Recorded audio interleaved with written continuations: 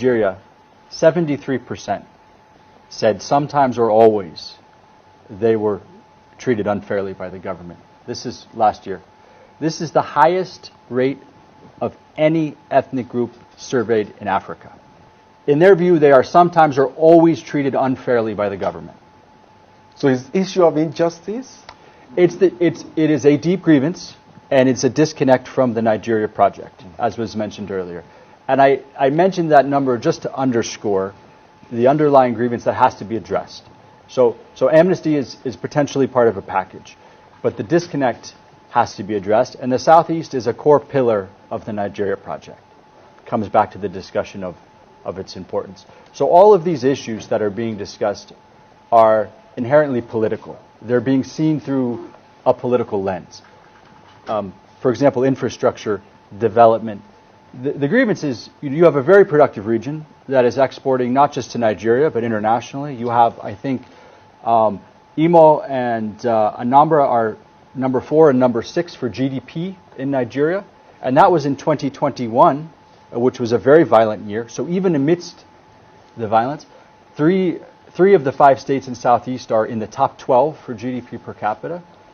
Yet there's no seaport.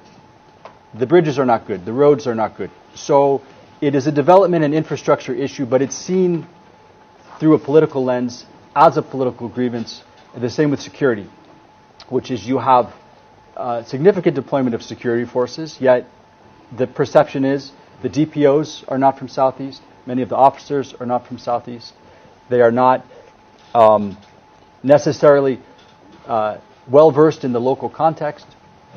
And so they're not performing the role of community security in a way that they or other communities would expect. So that's a security issue, yes, but it's also perceived through a political lens. And it's the same with federal appointments and involvement in governance. So these are development, these are policy, these are economic issues, but they're seen through a broader political lens that they're not being kind of fairly adjudicated. And I think that's really important to underscore. So Amnesty, as part of a package, may be a solution, but the underlying grievances have to be addressed with an understanding of the political perception, how the infrastructure problems, how the economic problems, how the security issues are perceived politically, and what it means to have more representative involvement in those efforts from a Southeast perspective. Yes, it has to be a multi-stakeholder approach. The sensitive issues have to be addressed, and there needs to be